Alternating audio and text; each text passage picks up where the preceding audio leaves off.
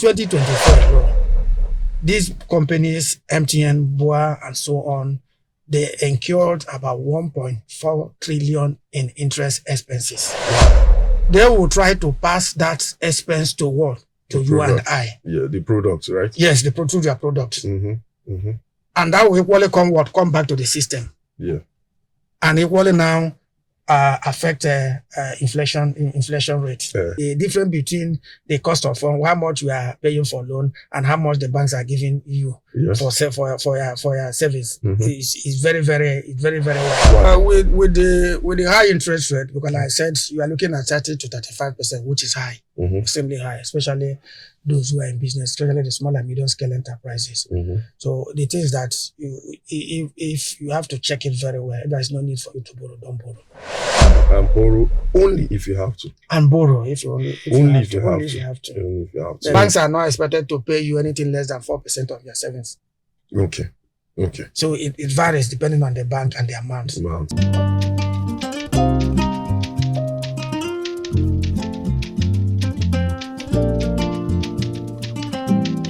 So welcome, Idika. I know we spoke about the MPC. The MPC meeting. Yeah, but that was from an investment point of view. Okay. Yeah. Towards let's say creating a portfolio, right? Now that was the focus of discussion. But today I want us to actually touch on the economy itself and corporate world and the impact. Then how the average Nigerian can maneuver. Do you understand? Okay. So that's the focus of the discussion today. And without dilly-dallying, let's go straight into it. We didn't answer this right last week, but can you tell us why the CBN decided to hold the you understand, leave those numbers as they are? They didn't increase it in interest. Yeah, they didn't. They left it like that. Yeah. What do you think that strategy or that decision is supposed to happen? I think the key thing there is MPRO. That is what they call monetary policy rates. Yeah. Is used by CBN to control inflation. If inflation is high and the return on investment is low, you understand, you don't get a real return. So, but they are trying to manage the inflation rate. The inflation rate, if it comes down, then there will be a positive spread between inflation rate and nominal rate of return.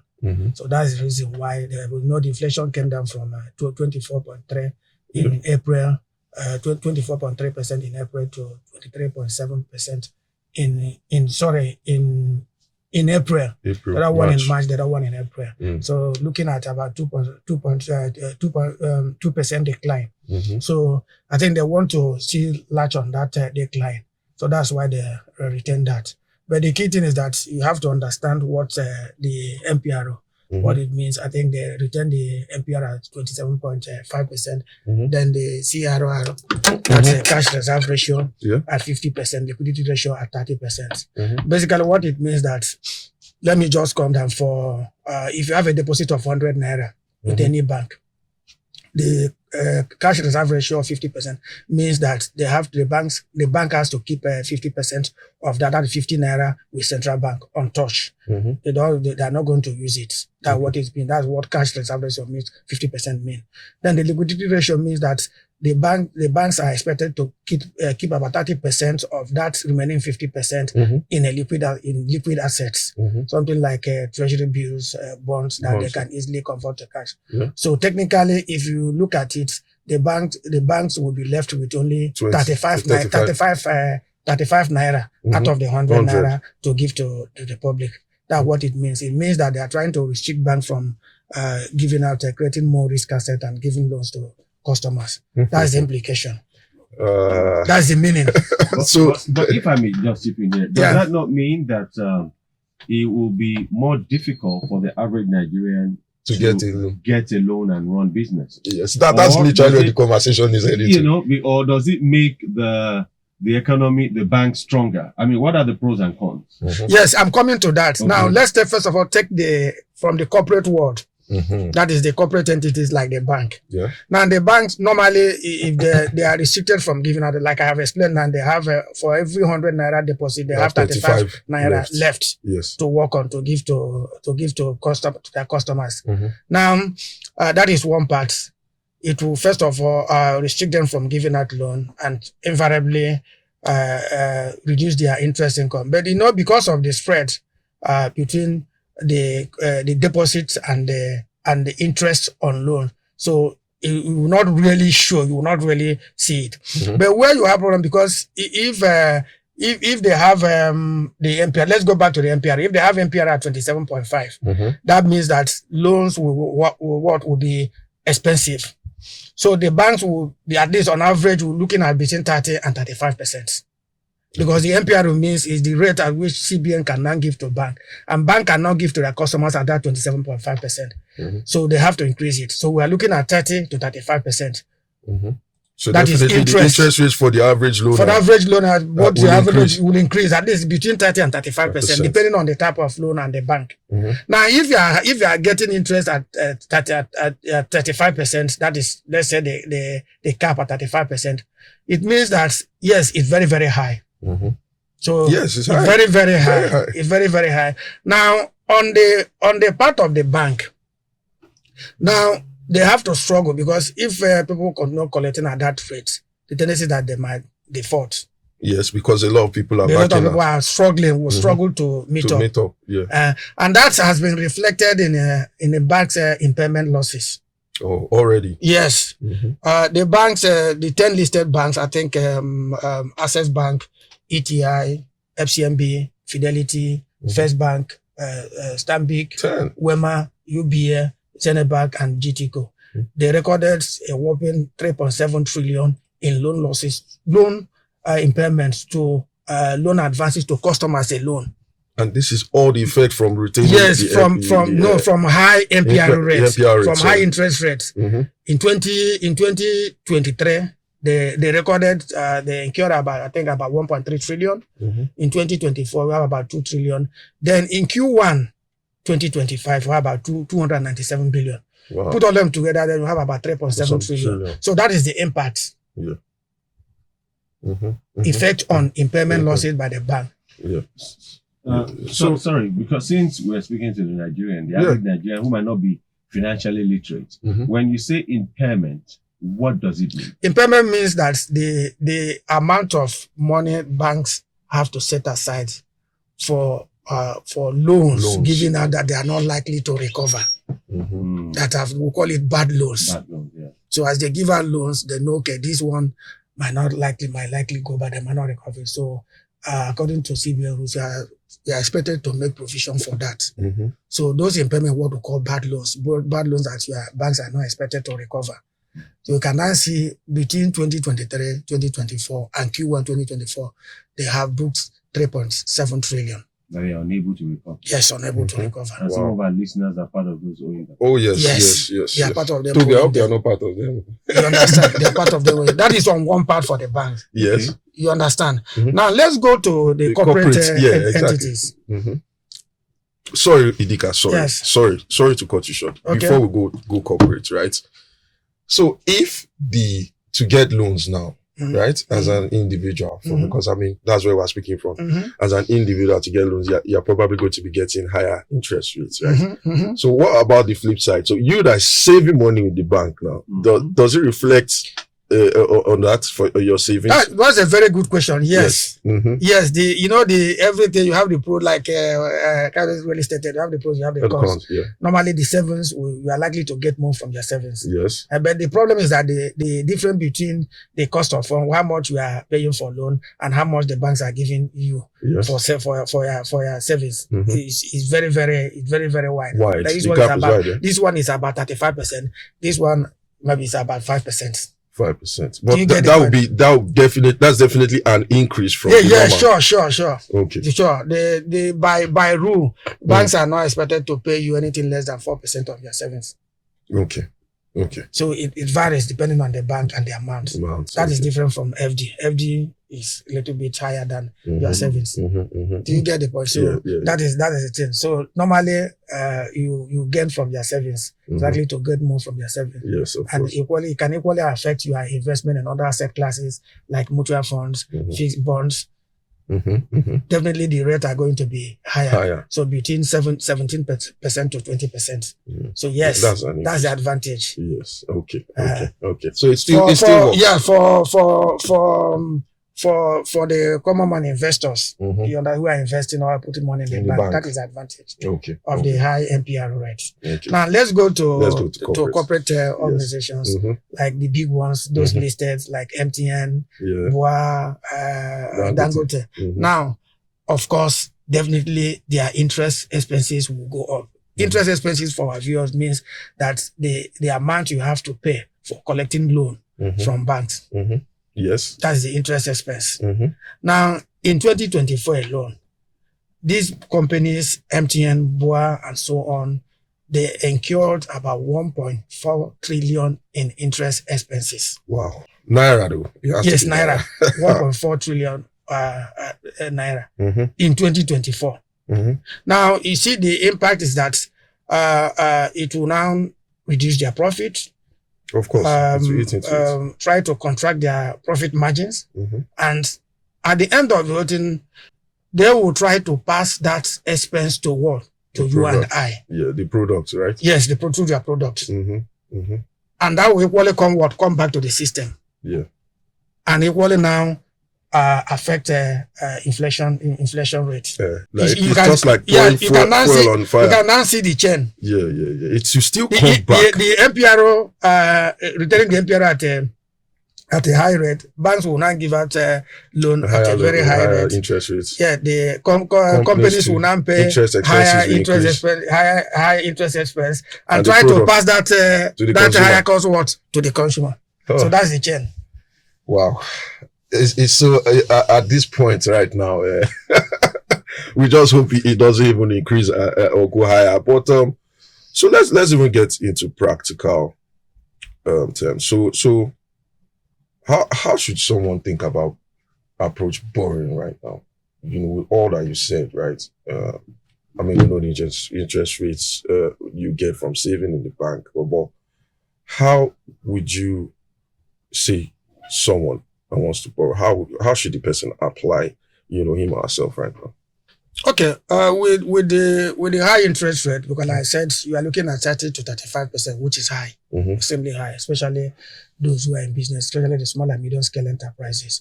So the thing is that if you have to check it very well, there is no need for you to borrow, don't borrow. And you have to look for alternative means of funding.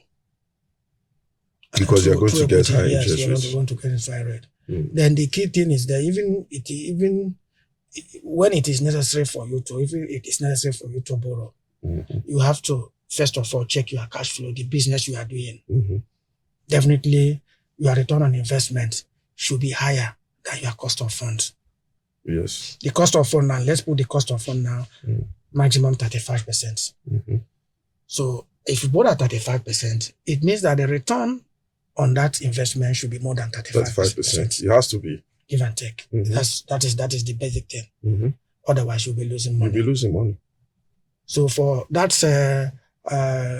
small scale businesses, you have to check it very well. What is the return on the investments? Where I'm putting this money? I'm borrowing at 35%. I'm borrowing at 35% to fund this business. Will the return be more than 35%? That's a key question you have to ask yourself. Otherwise, you'll just be wasting your time and losing money.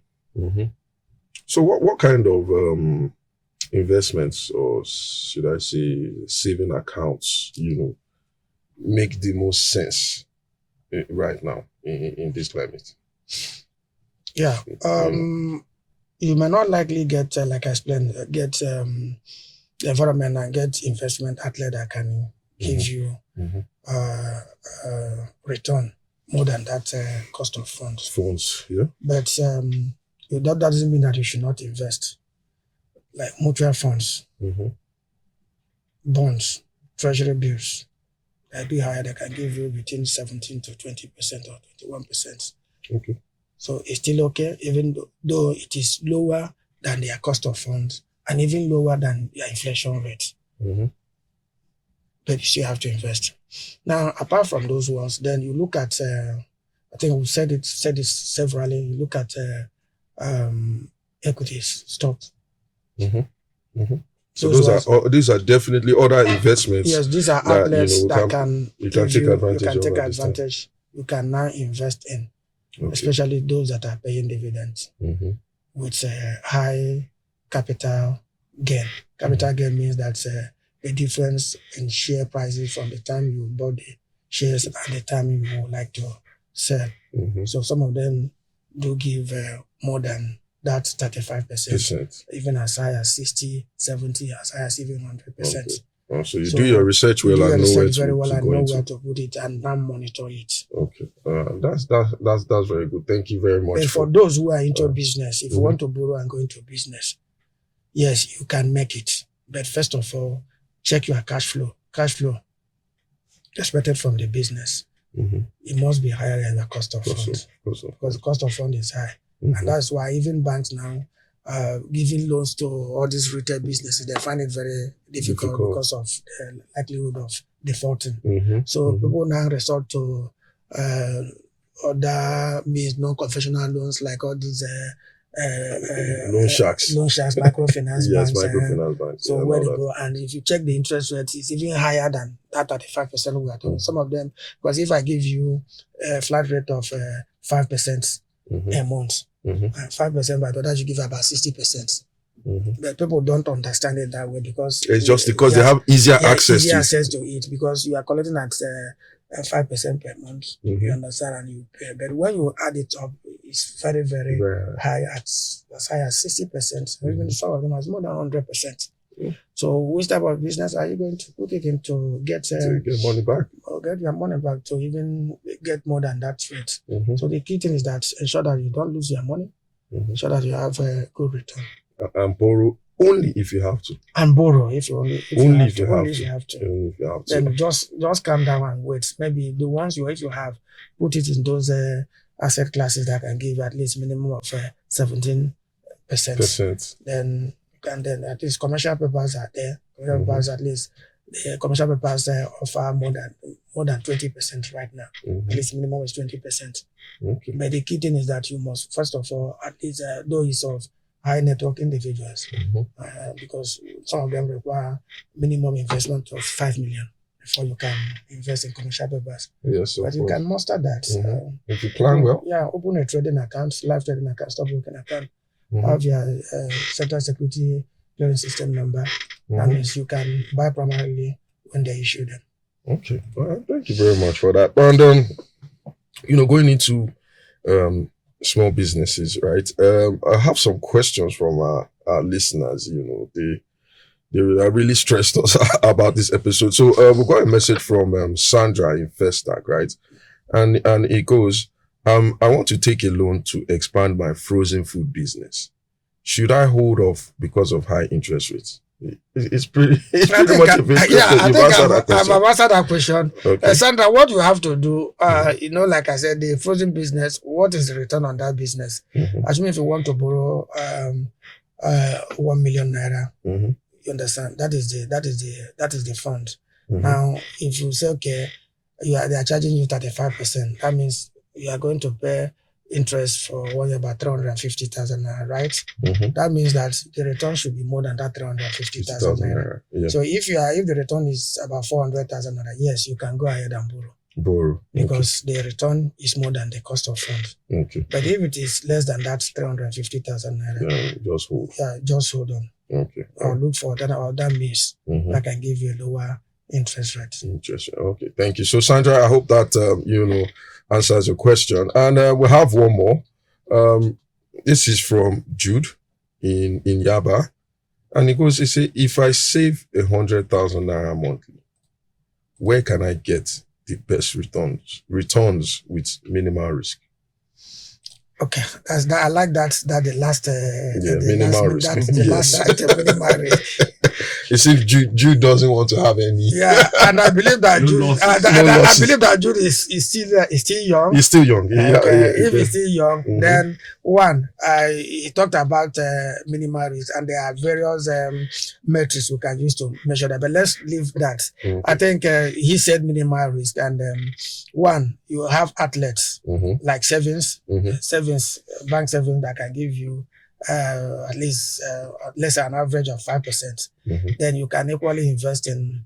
I always prefer money market mutual funds. Yeah, money market mutual funds. At least you can get between 17 to 20%, and your money is safe.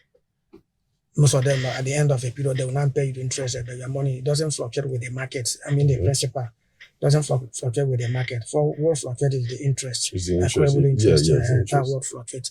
So I think he can take a position in money market in mutual funds, or money mutual funds, savings, and FD. Then if he has a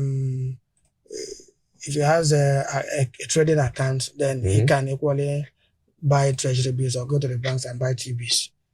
It was really nice talking to you, Idika. And so we to close, right? Because we're running out of time, right? So you're saying the in conclusion for anyone seeking a loan right now, right? Because of the rates around and the journey of how it comes back to the consumer. The moral of the story of today's discussion really is to avoid borrowing if you have to. Unnecessarily. And where you have to borrow, make sure that the return is higher than the cost of higher than the cost of funds. Don't kill the banks. Don't say avoid borrowing. Yeah. Don't kill the banks, right? Because they also still get affected. So don't make sure that your return on investment is going to be higher than the cost of funds. All right. Thank you very, very much, Idika, for being here today. We really appreciate your presence. So for anyone that's interested in seeking loans, who's running a business, looking to seek loans to, enhance or boost your business, I think you really need to think about it well. Remember, the return in investment has to be higher than the interest. Than the cost of funds. Than the cost of funds, right? So please ensure to adhere to that. And we'll see you guys next week. Have fun. Enjoy the rest of the week. Bye.